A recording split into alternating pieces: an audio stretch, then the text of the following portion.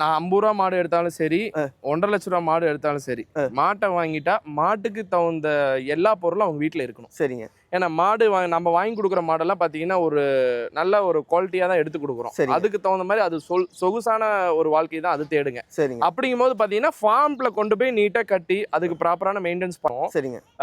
டைமுக்கு தீனி அது கொடுத்துட்டே இருக்கணும். டைமுக்கு பார்த்தீங்கன்னா இப்போ காலையில் 5 மணிக்கு கறக்கிறோம்னா அதே சாயந்தரம் ஒரு 5 மணிக்கு அந்த டைமிங் கீப் பண்ணி பால் கறக்கணுங்க. சரிங்க.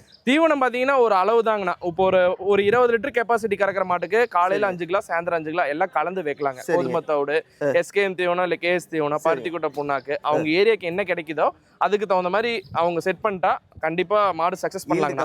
கண்டிப்பா நம்ம மாட்டை வாங்கிட்டு போய் அவங்க ஏனோ தானோன்னு கட்டிட்டா மாடு உடஞ்சு போயிடும், பாலும் கறக்காதுங்க. சரிங்க. ஏன்னா இது நம்ம எந்த அளவுக்கு நெவுல தேடி போறோமோ அதே மாதிரி நெவுல வச்சுக்கிட்டா மாடு நல்லா இருக்கணும். வெயில் இருக்கக்கூடாது.